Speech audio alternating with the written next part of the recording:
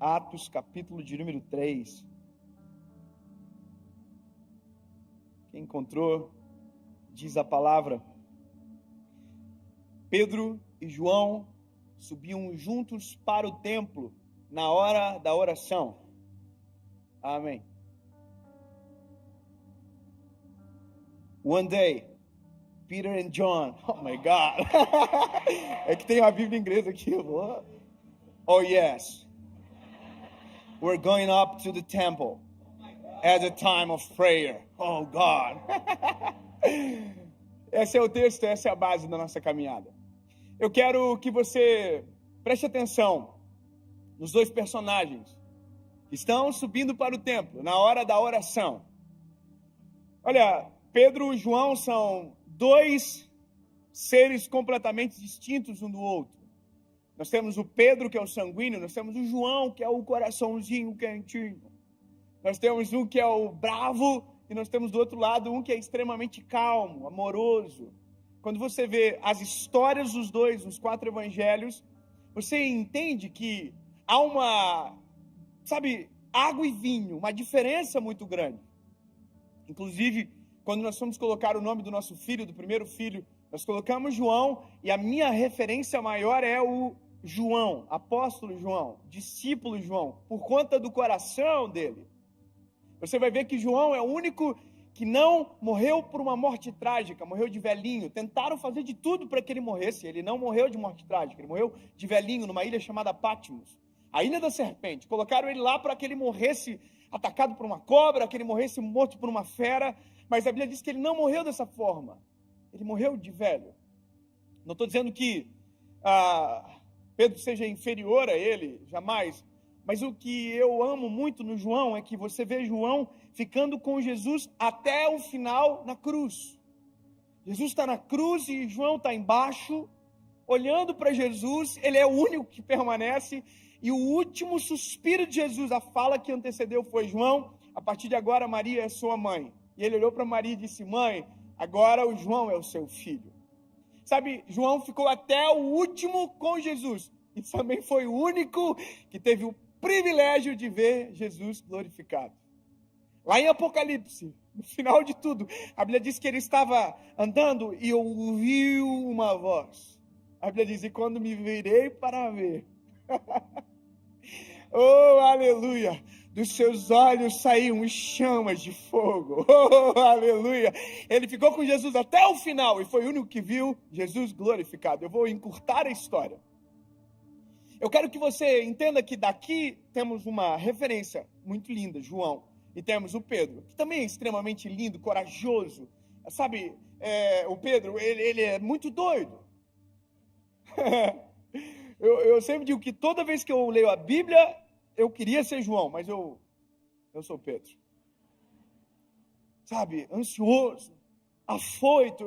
Eu tenho histórias que eu tenho um pouco de agonia quando eu leio do Pedro, que eu digo assim: como é que Jesus não demitiu Pedro por justa causa?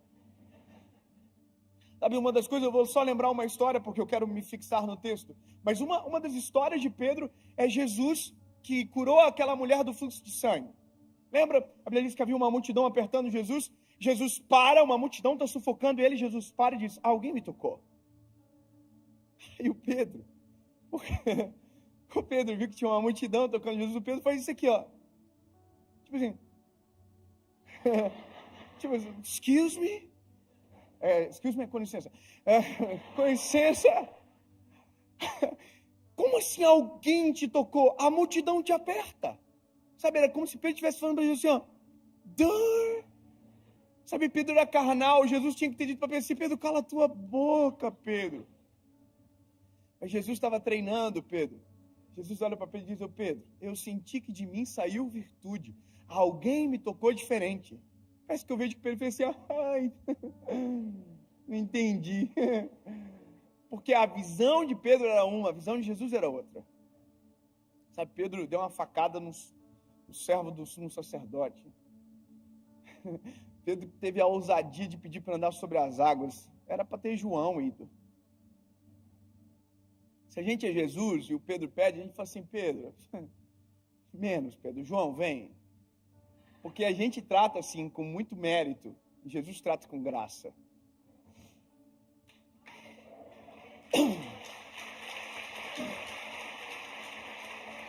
E sabe, o que eu acho lindo é porque agora, aqui, o paradoxo, a água e o vinho estão juntos. Indo para o templo, na hora da oração. Ou seja, nós podemos ser até diferentes, mas se tivermos o mesmo propósito, a gente consegue andar junto. Espera aí, temos que ter um consenso da irmandade aqui hoje. Nós podemos até ser diferentes uns dos outros. Personalidade pode ser muito distinta, mas se o nosso propósito for o mesmo, a gente consegue agarrar um na mão do outro e andar junto para o mesmo lugar. O que divide as pessoas não é a diferença de personalidade, é a diferença de propósitos. Olha, eu e minha esposa, nós temos personalidades completamente distintas uma da outra. Eu sou o Pedro, ela é o João no casamento. Mas como a gente tem um propósito, a gente está 10 anos juntos. E vai ser até que a morte nos separe. Agora, eu fiquei lendo esse texto algumas vezes porque eu queria entender algumas coisas. Primeiro, Pedro e João juntos, ok. Primeiro, é lindo ver isso. Segundo, é que Jesus não está agora na receita. Jesus já tinha ascendido aos céus. E terceiro, eles estão indo orar. Mas como é que ora agora? Vocês tinham acabado de ser batizados no Espírito Santo. Então, são coisas que a gente precisa compreender e que vai fazer muita diferença para a nossa mensagem hoje. Pedro e João, vamos fazer um replay na vida deles lá atrás. Vamos voltar um pouquinho. Eu quero parar em Atos 1, mas eu vou voltar lá nos Evangelhos. Olha a vida deles como que era. Primeiro, não tinham a princípio nenhum futuro aparente. Todos eles eram comuns, totalmente comuns. Histórias normais daquela época. Pedro era um pescador que inclusive estava vivendo a pior fase da vida dele. Até o dia que Jesus chegou na história. Ou seja, havia uma normalidade na vida deles, até que Jesus chegou na história. E quando Jesus chegou na história deles, a vida deles mudou para sempre. Porque agora havia um homem que andava na frente deles, que abria o caminho para eles, que olhava por eles, dava comida para eles, fazia por eles. Era o nosso Senhor Jesus. E durante 3 anos e meio, essa foi a vida deles. Durante 3 anos e meio, a pessoa que eles, quando abriam os olhos, viam, simplesmente era Jesus Cristo de Nazaré. Eu não sei você, mas devia ser uma coisa muito doida. Você acordar de manhã assim, abrir os olhinhos, bom dia. E quem está na sua frente? Quem criou o dia?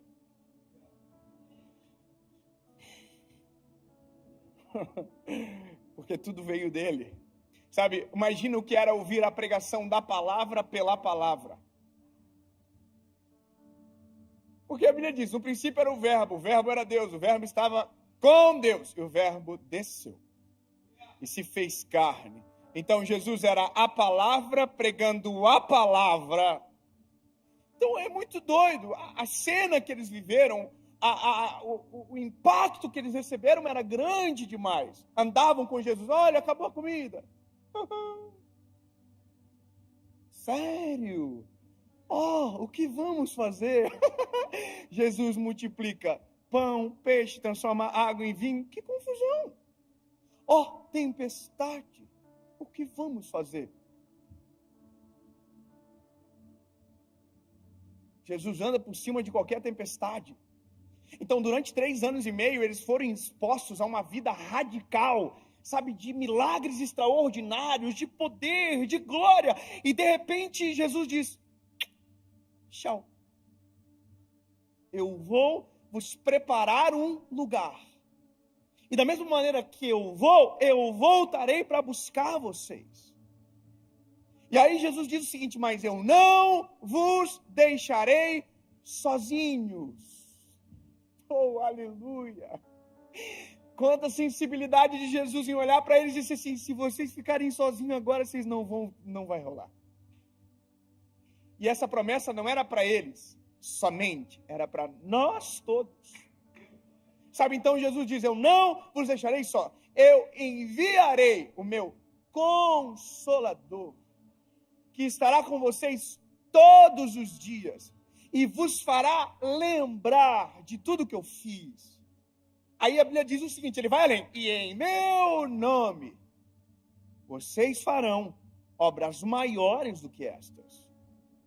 Aí você tem que imaginar os discípulos assim, fazendo recapitulando de história de 3 anos e meio para trás, imaginando tudo que Jesus fez.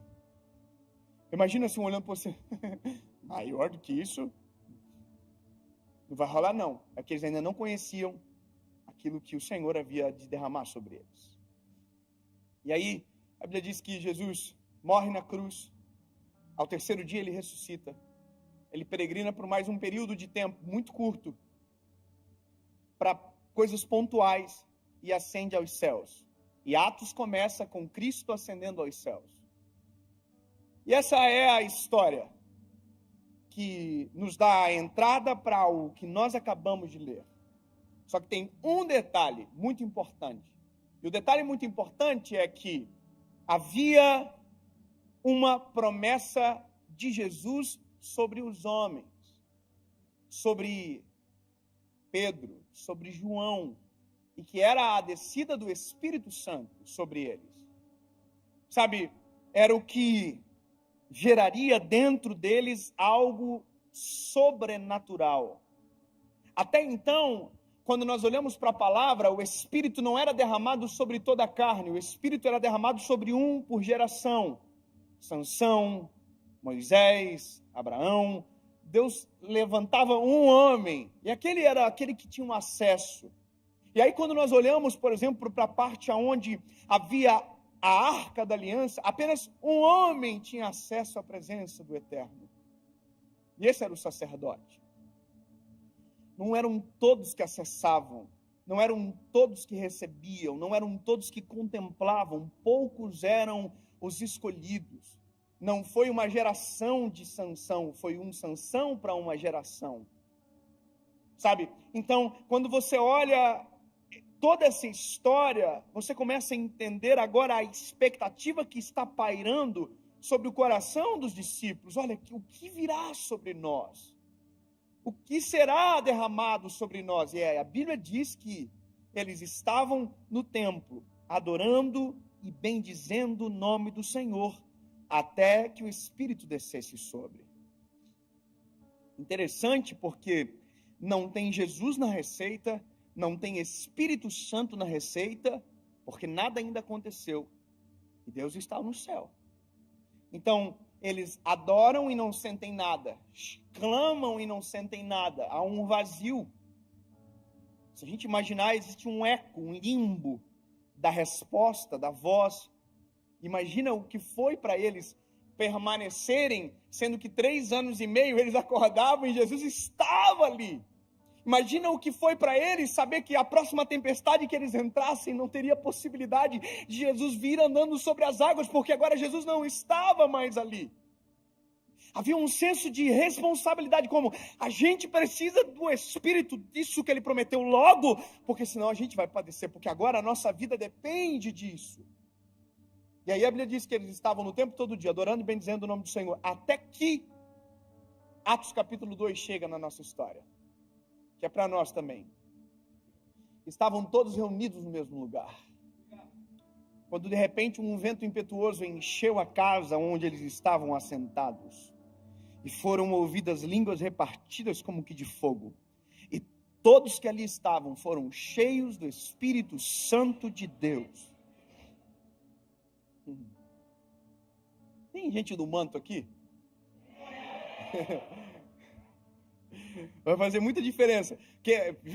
Tem alguém do manto aqui? Tem alguém aqui que fala pelo menos uns 3 idiomas de língua estranha? Uns 4? Sabe, eu quero que você entenda essa experiência. Eles foram batizados no Espírito Santo. Imagina a loucura. Pela primeira vez, nunca viram ninguém manifestando a presença daquele jeito. De repente, é eles que estão aqui, ó. A Bíblia diz que a coisa era muito doida, era uma loucura. Sabe, não dava para compreender a ponto de quem estava fora pensar que quem estava dentro estava embriagado. Agora, olha que doideira. Eles viveram uma epifania, uma experiência espiritual absurda. E agora, o que acontece depois? Agora entra a pregação. Eu quero começar a pregar agora. O que acontece depois? Vou dizer para nós, às vezes, o que acontece. A gente é assim, ó. A gente não vem muitas vezes para o culto. Tome. Aí, às vezes, não tem muita comunhão com Deus. Aí tem um dia que a gente sente a presença de Deus como nunca. Vai chorando no carro embora. Oh, que coisa boa. E nunca mais volta. Porque na nossa cabeça a gente tem um depósito. E a partir do momento que o depósito está cheio, a gente não precisa mais voltar para reabastecer. É como se fosse uma gasolina infinita que não é. A gente precisa de comunhão, né? Então, se a gente fosse o Pedro e o João, batizado do Espírito Santo, precisa orar por um mês, não precisa nada. Vamos para casa, vamos ficar em boa, de férias. E acabou. Só que o que me irrita é que o Pedro e o João são tão crentes que eles estão indo para o templo na hora da oração. Eles acabaram de estar no manto, acabaram de ver 3.000 almas aceitando a Cristo como Salvador, e eles estão assim, vamos para o templo? Bora, vamos orar. Mas por quê? Porque quanto mais a gente tem, mais a gente quer ter. Porque quanto mais da presença, melhor. Quanto mais comunhão com o Senhor, melhor. Quanto mais vida no altar, melhor. Quanto mais cheio da presença, melhor. Porque não é o fato de ser cheio, é o fato de transbordar a presença e alcançar quem está à nossa volta. Sabe, então, quando nós recebemos o Espírito Santo, de verdade, veja, de verdade, nossa vida se altera. Eu vou te dizer, nós temos algumas expectativas que são equivocadas sobre a descida do Espírito Santo. Sobre nós recebermos o Espírito Santo, de verdade. Eu sou de uma família cristã, de uma tradição cristã evangélica. Eu pertenço a uma igreja desde quando eu era criança até hoje. E confesso a vocês que tive perspectivas equivocadas sobre o evangelho a partir dessa experiência religiosa. Em alguns momentos, me foi ofuscado algumas coisas, e não foi maldade, inocência. Porque na nossa cabeça, quando nós recebemos o Espírito Santo, quando nós, somos cheios da glória de Deus, nos dá a impressão que somos melhores do que alguém. Nos dá a impressão que nós vamos para um outro andar da vida. E a gente fica, se não cuidar, soberbo. A gente olha para as pessoas assim, ó. Sou mais santo que você. Sou melhor que você. Eu não me misturo. Tem gente que não entendeu de verdade o que é ser cheio do Espírito Santo ainda. Eu vou falar, tem gente que acha que ser cheio do Espírito Santo é falar 200 idiomas de língua estranha. Não é. Tem gente que acha que ser cheio do Espírito Santo é aquele que dá glória e deu mais alto. Não é. E isso eu vou te falar uma coisa que é bem verdade. Eu sou do manto. Eu sou bocudo na igreja, irmão. Eu não consigo ficar... Eu quase perco a voz no louvor e eu não sei cantar. Talvez seja por isso, né? Mas tem gente na igreja que é quietinho. Você já viu? Tem gente que é...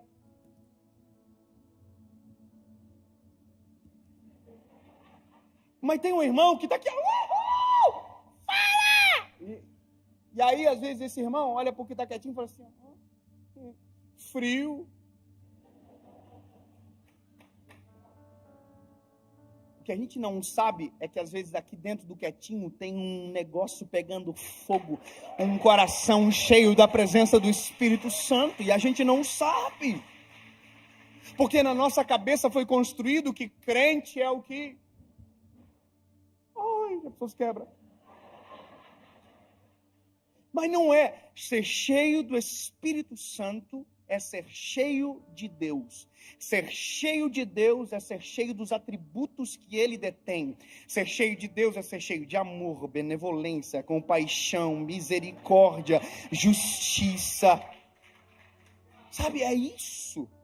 Ah, então não é? Não é que não é, é que é algo a mais. É algo a mais. O pastor André, o senhor estava falando aqui agora, não é pregar com palavras somente.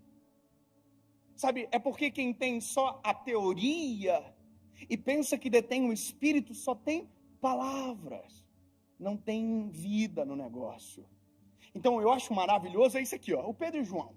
Irmão, eles estão no manto. o João talvez esteja mais assim, ó. Mas o Pedro, irmão, o Pedro está aqui, ó.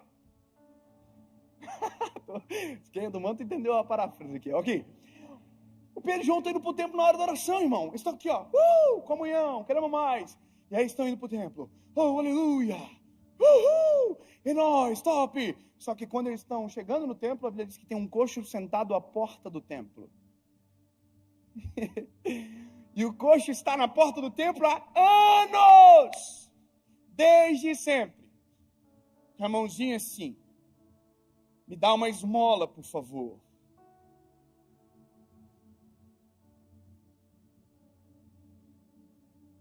Só que o Pedro e o João estão cheios do Espírito Santo, irmão. Eles têm negócio para acontecer na igreja agora.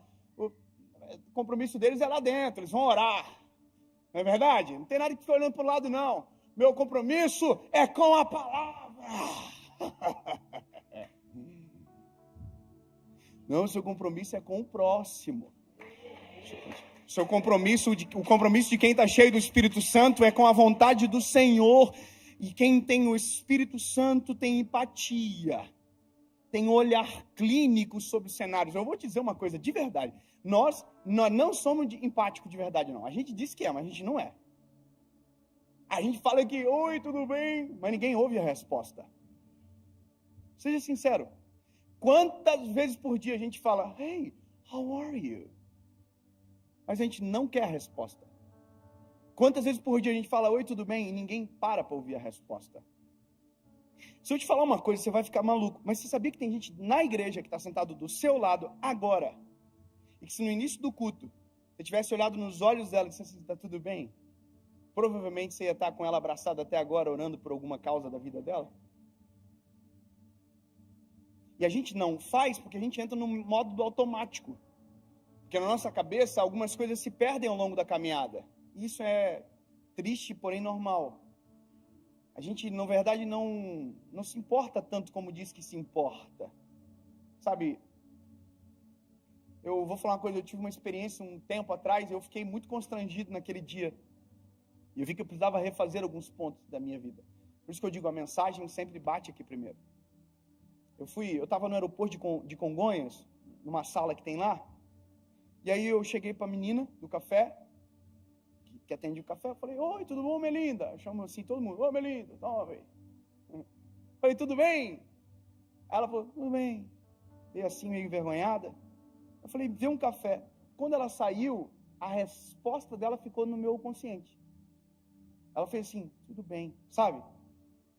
Então, quando ela estava fazendo o café, o Espírito Santo falou comigo, pergunta para ela de novo. E espere a resposta. Não interrompa. Quando ela voltou com um cafezinho na mão, eu falei para ela, minha linda, olha para mim, tá tudo bem de verdade?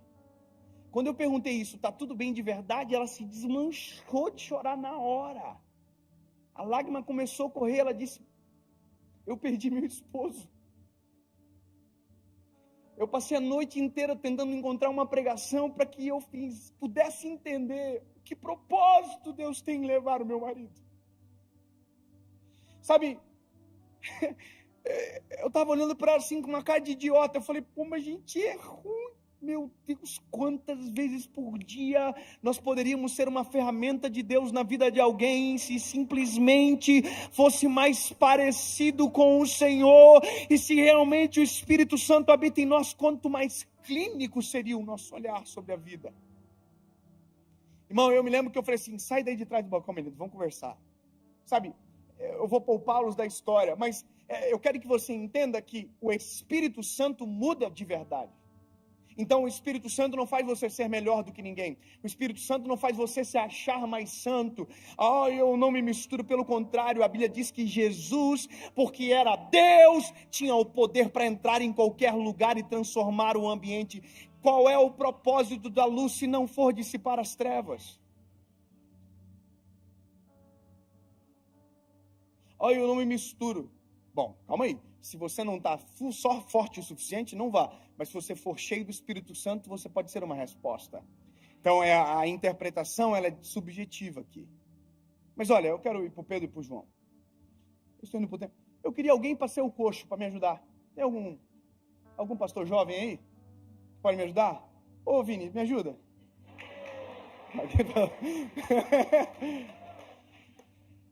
Ô, Vini, vem cá, Vini.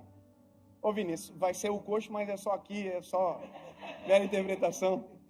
Ô, Vini, vem cá. Você vai ser o coxo, tá?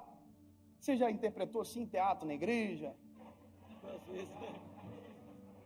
Você senta aqui. É meio ruim, né? Senta aqui, pai. Aqui, senta aqui. Você é o coxo. Agora só. Fique claro. Olha isso.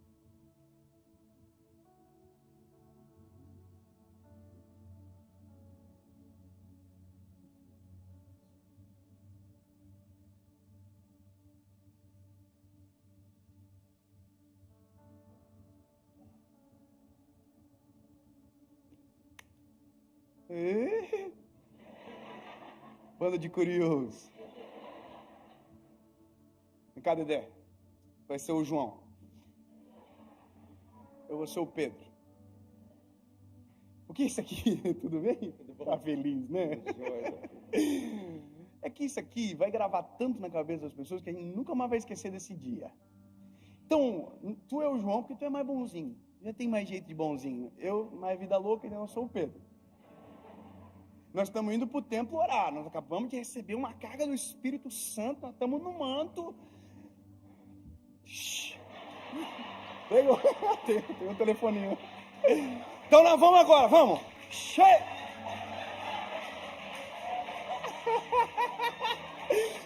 Aí a Bíblia diz que quando a gente estiver chegando na porta do templo, tem um coxo. Que o coxo vai estar com a mãozinha assim, cabecinha baixinha assim, falando assim, dá uma esmola, por favor. Dá uma esmola. Tá bom? Quando a gente chegar perto, ele vai falar, ali foi só um ensaio, bora. Estamos chegando. Dá uma esmola, por favor. Aqui é uma coisa que a gente tem que decidir. Ou a gente vai para o compromisso, está lá dentro, ou a gente entende que tem um compromisso mais importante para aqui agora, aqui fora. Sabe? Lá a gente vai ter que descobrir, ou a gente vai pela reputação, porque o que vão dizer se eu não for, ou a gente fica aqui fora para resolver aquilo que é o chamado de Deus sobre nós para aquele momento agora. Então vamos mais perto para nós não cansar.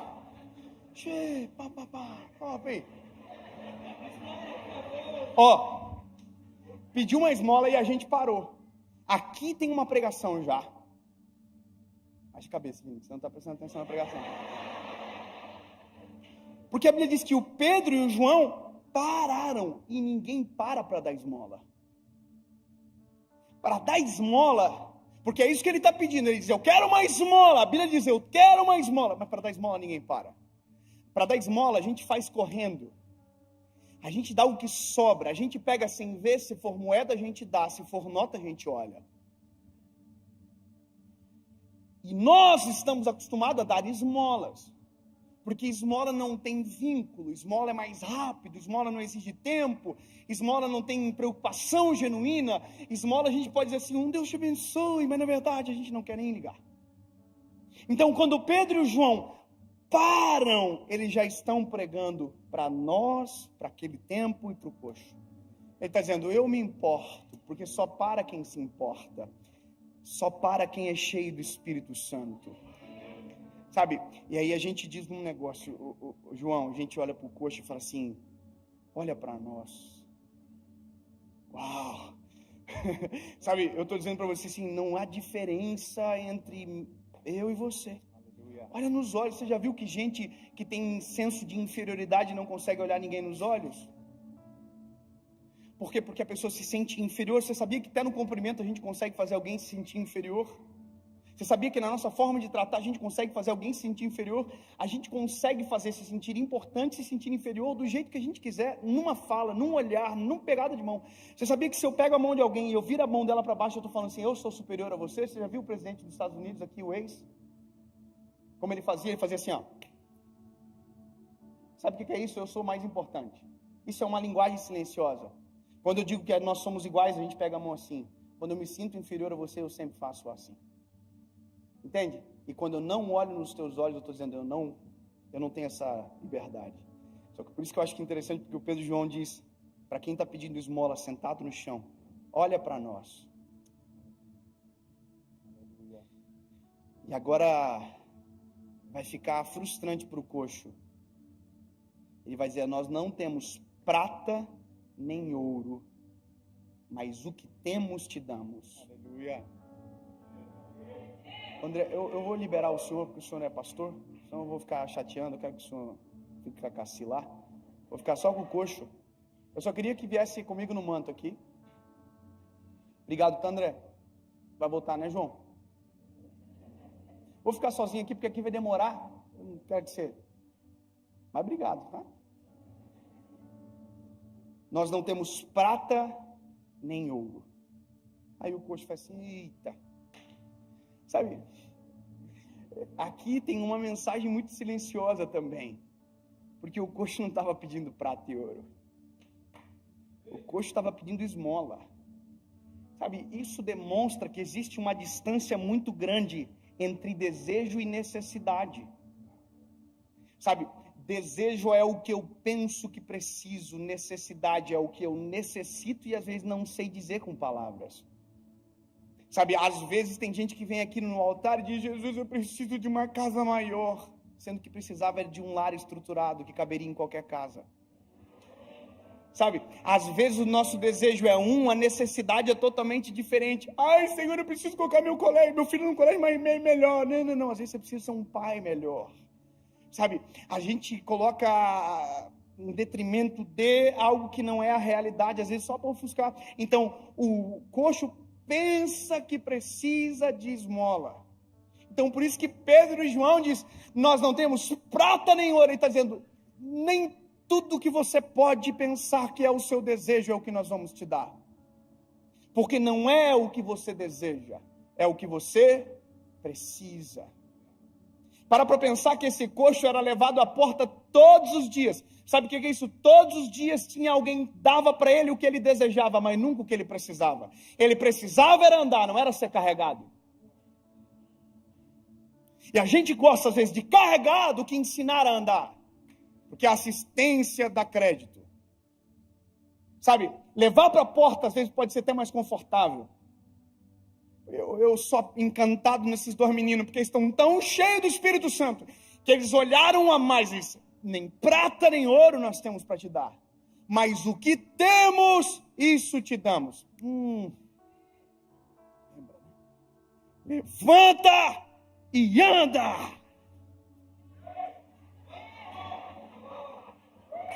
Não virou.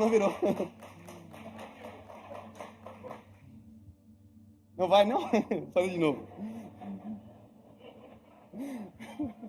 Pode acontecer, né? Às vezes o coxa... Pedro e João, tem indo pro templo. Aí eles chegam, eles param, eles dizem, olha para nós. Não, faltou pedir esmola ali. Vamos lá, rapidão. Paramos. Olha para nós. Nós não temos prata nem ouro, mas o que temos te damos. Levanta e anda.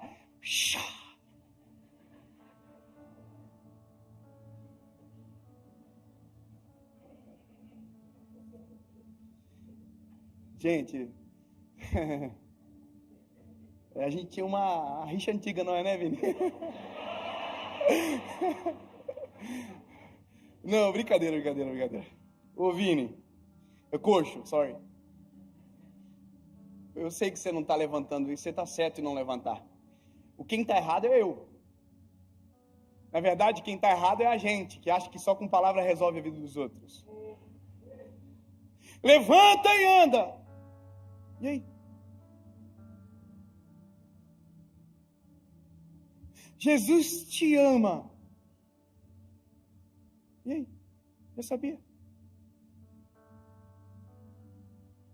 E aí, irmão? É só palavra mesmo? É só teoria? Eu quero dizer para você que uma das coisas que o Espírito Santo provoca em nós é ser como Jesus é. Quando eu olho para aquela parábola do bom samaritano, a Bíblia diz que o Senhor desceu do seu cavalo, abaixou na altura daquele que estava caído ao chão, atou as feridas, aleluia, colocou no seu cavalo, levou para uma estalagem, pagou a conta e disse: eu vou voltar, e se tiver mais algo para pagar, eu pago.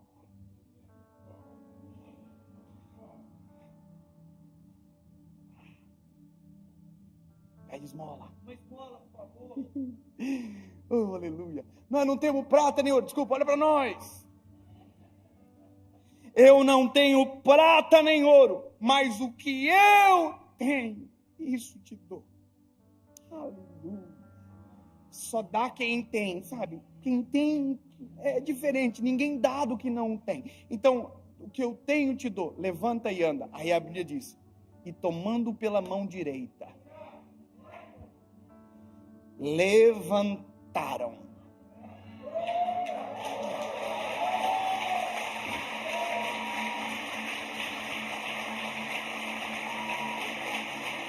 Obrigado, pai.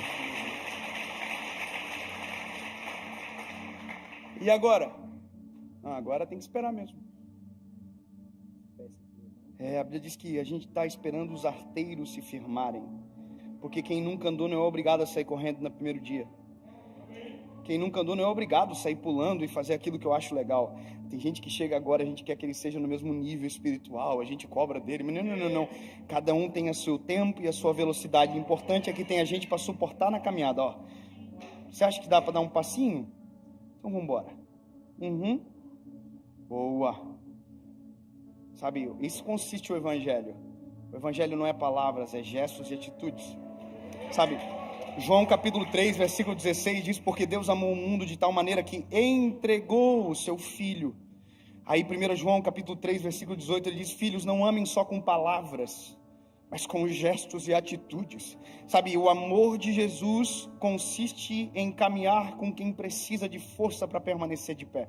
Aí vai chegar um momento que eu vou olhar para você, e isso também consiste no Evangelho. E aí, consegue andar?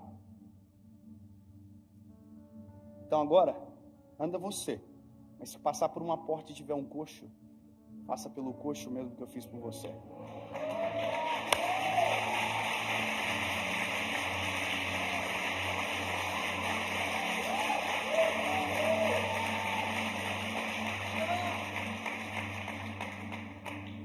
O dia que eu entendi isso, o dia que eu li, sabe, que eu vi o panorama desenhado completo, ele levantou, aleluia, e esperou firmar os arteiros. Eu fico imaginando quem estava em volta dizendo assim: caraca, mano, nunca vimos ele andar, e ele está de pé.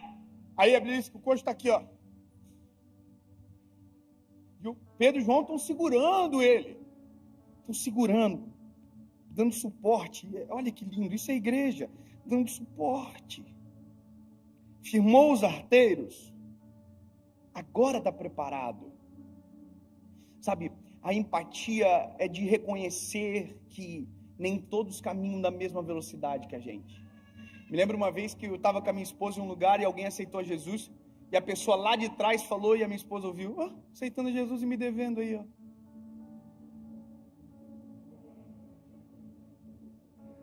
A gente aceita a misericórdia sobre nós, mas não queremos a misericórdia sobre ninguém. Sabe, o dia que eu entendi, e eu quero caminhar para concluir essa palavra, é o que acontece depois. O que acontece depois continua uma grande pregação. A Bíblia diz que o coxo não foi para casa. O coxo entrou no templo. O coxo entrou no templo saltando e pulando. É muito doido imaginar que alguém que nunca andou, entrou no templo saltando e pulando. Teve uma regeneração física, mas teve um milagre extraordinário. Havia uma mensagem sendo pregada. O Espírito Santo que estava em Pedro e João, agora também estava sobre a vida do coxo. Mas ficou tanto tempo caído e agora já tem o Espírito Santo? Não parece que isso a gente já ouviu alguma vez com uma frase diferente? Mas estava desviado até ontem e agora já está aí, o que está acontecendo? Mas não era esse que era um... A gente acredita na graça de Deus sobre nós, mas não acreditamos na graça de Deus sobre o outro? Queremos regeneração sobre nós, mas não acreditamos na regeneração de alguém, sabe? Concluo dizendo, o Espírito Santo transforma de dentro para fora, mas não adianta desejar a transformação do outro se aqui não tem sido completa. Então hoje é um culto de família, o nosso culto aqui como igreja. E eu amo palavras de confronto em ambientes seguros. Sabe, nós precisamos nos colocar em análise. Em que grau nos importamos? Se de verdade somos quem dizemos que somos. Sabe, se de verdade estamos socorrendo. Se de verdade somos cheios do Espírito Santo. Porque talvez hoje a sua oração seja: Jesus, eu quero ser cheio do Teu Espírito Santo. Porque eu ainda não senti isso que o David está falando aí. Esse amor, essa paixão, eu ainda não senti. Eu vou falar uma coisa para vocês aqui. Quarta-feira, eu estava aqui e eu vi aquela multidão aceitando a Jesus. Eu não sei com quem eu estava falando ontem, mas eu não consigo explicar a minha sensação, porque não é minha. É o Espírito Santo que habita em nós, que faz a gente sentir coisas que são impensáveis, um amor que constrange, mas não é meu, porque eu não tenho essa habilidade de amar sozinho. Se não for o Espírito Santo, irmão, eu sou ruim de dar raiva, se não fosse o Espírito Santo. Entende? O Espírito Santo dentro. Então hoje é um dia de análise, é um dia de colocar em xeque o nosso coração, em xeque o nosso evangelho que a gente carrega, em xeque nós como igreja, em xeque nós como seres humanos. Nós precisamos desse amor do Espírito Santo, para que não sejamos aqueles que apontam o dedo, atacam a pedra, ao invés daquele que ajuda.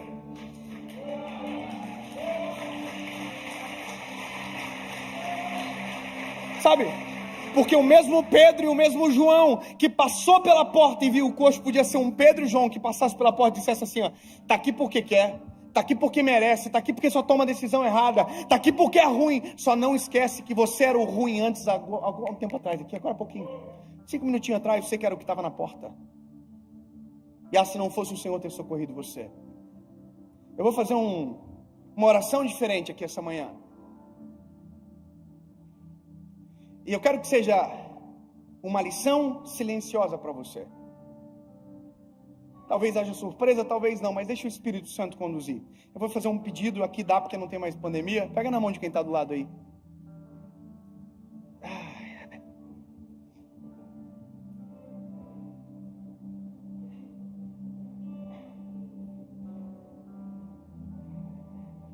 Sabe, eu vou fazer 2 perguntas, um apelo, obviamente.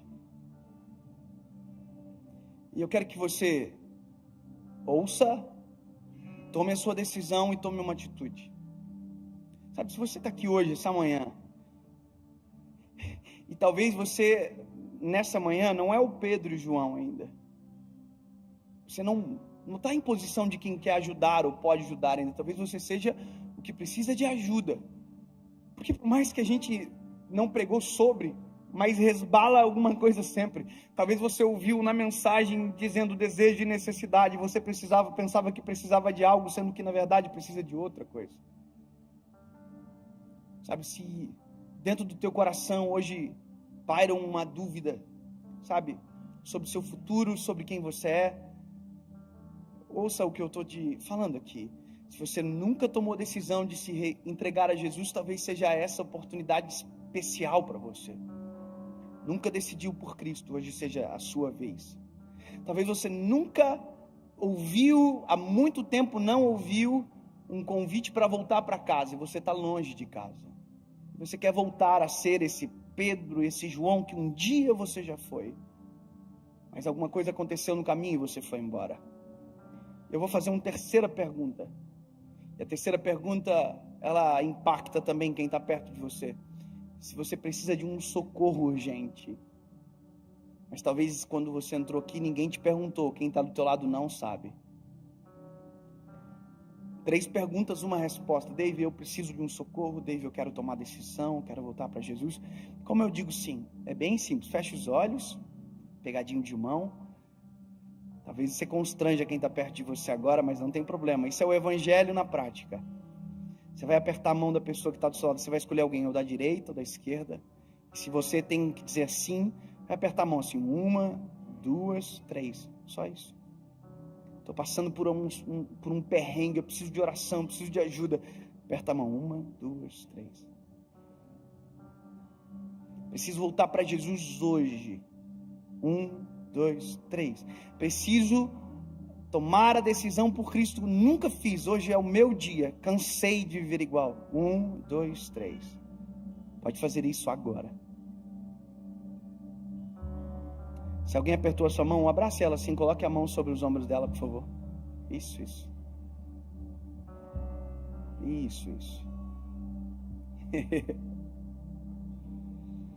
Oh, aleluia, Jesus. Nos ensina a ser como Tu és, Pai. Nos ensina a amar como o Senhor ama, a se importar como o Senhor se importa, Jesus. Sim, amigo Espírito Santo, obrigado, Jesus. Obrigado porque essa manhã é uma manhã de cura, é uma manhã de libertação, de transformação, Jesus, de vida nova. Em nome de Jesus, Pai. Em nome de Jesus. Quem teve a mão apertada, fique de pé. Quem teve a mão apertada, fique de pé. Só quem teve a mão apertada por alguém, levanta. Isso. Só quem teve a mão apertada, alguém apertou a sua mão perto de você, levanta. Se alguém apertou a sua mão, só quem teve a mão apertada, não quem apertou. Quem apertou, fica sentadinho. Uau!